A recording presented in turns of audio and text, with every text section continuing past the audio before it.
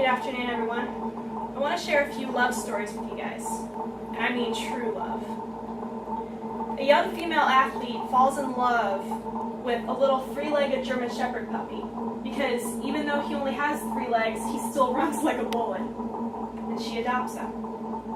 A woman falls in love with a beautiful albino pointer named Powder, and upon learning that a lot of people walk past this dog at adoptions because she's deaf, spends months learning sign language so that she can train the dog in sign language so that she can adopt the dog. A little girl giggles when she discovers that her new pet has a very distinct bark that almost sounds like he's talking to her. These are just some of the many love stories that I witnessed while working for my local humane society. Unfortunately, not every pet is going to have such a happy ending. The truth is, a lot of pets are overlooked in shelters in favor of a breeder or pet store, or free-to-good home advertisement on sites like Craigslist. I hope that by providing you guys with a few statistics and explaining some of the misconceptions, that I can convince you and persuade you that the next time you want to get a new furry friend, go to the actual shelter instead of just buying from a breeder or a pet shop, or even from Craigslist. Because the truth is, there are way too many pets in shelters that should be in a good home, and they're euthanized in favor of these other pets online or by breeders or in pet stores. The ASPCA estimates that every year, 5 to 8 million pets are put into shelters. According to the American Humane Association, about 3.7 million animals are going to be euthanized simply because there's no one to adopt them. There's just not enough homes because people are going to simpler means in their mind to get a pet. This equals about 5 in 10 dogs and 7 in 10 cats. I bet you're thinking those statistics are really sad right now. And it's mostly due to a few misconceptions that people have towards shelter animals. Many think their options are better with a bought pet.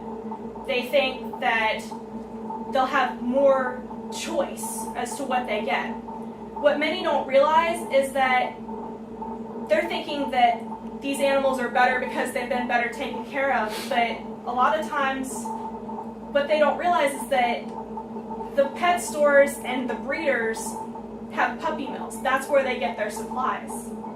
And for every pet that's adopted, another one's just bred and brought in to take that one's place, so it's a never-ending cycle. And a lot of times animals end up being overbred to the point that they're sick and ill, and even the puppies have disabilities because they just keep breeding over and over and over and over again for a little money. Many believe that shelters only have mutts and not purebreds. Believe me, this is not true. Actually, oftentimes it's better to have a mutt than a purebred because there have been certain breeds that because they try to breed them for certain reasons, like hunting and digging and all that, they actually have disabilities now. For example, when I adopted my purebred chocolate lab, one of the main things that I was told was that there's a possibility that he, because he's a purebred, could have different disabilities, like especially hip problems. Labs tend to have a lot of hip problems specific to that breed. If you can't find the specific dog you're looking for, don't give up. Just keep on trying. They have different pets come in literally almost every day. There's a never-ending cycle of people finding these pets and bringing them to shelters in the hopes that these animals will get adopted. If you have questions about your new pet, health issues, personality, or just want to know the pet better, a lot of times shelters do foster care, where somebody takes the pet and puts them in a home environment so that they can be around other animals, kids, so that they can get better acquainted for when they do get adopted. And these people are around these dogs 24/7, so they'll know more about the personalities and what you need to do for the dog, like if the dog has some kind of special needs, like if it's deaf or blind or something.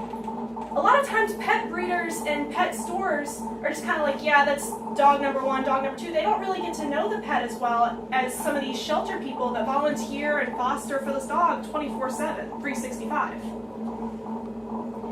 One of the saddest statistics that I ran into that seriously broke my heart is a lot of people are thinking, well, something must obviously be wrong with this pet if nobody wants it and it's in a shelter.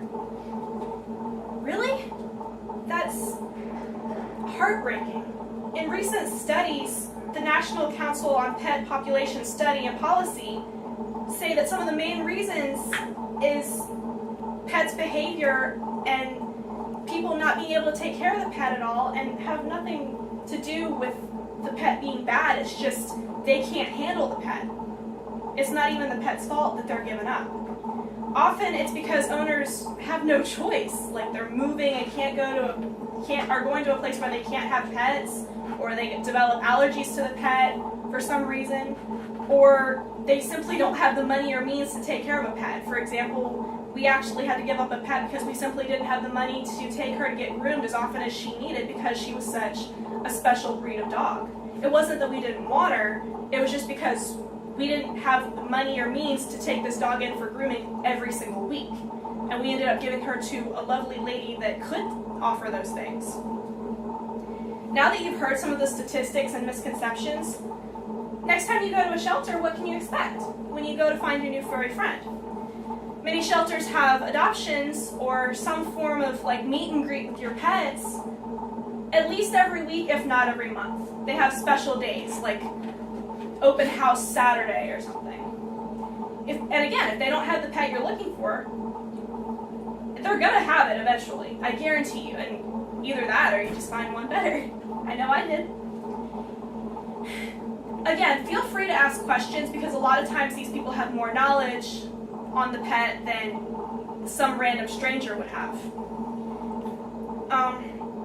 When you find the right fit, make sure you have everything you need. You know everything about the pet, like habits, medications, if there's something that they're ill. And depending on the organization, an interview may be required before you sign the adoption papers. They may ask you what your home environment's like and what time you can provide for the pet. Like if you have a busy schedule, well, what can you do while you're at work? And there will be an adoption fee, but more often than not, that covers everything that the adoption service has already done for you, like getting the pet spayed and neutered, getting their immunizations, everything like that.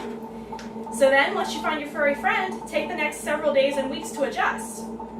There's a very nice quote that I found that says, saving one dog might not change the world, but for that one dog, it'll change their life forever.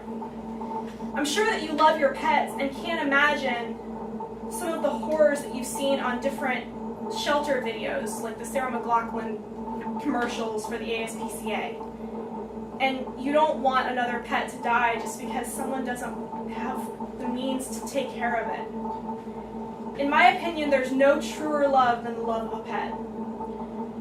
And whoever said that true love didn't exist never looked into the eyes of a puppy. Elizabeth Parker. So, make pets happy like these ones are. Give them a forever home, and believe me, there is no truer love. Thank you very much.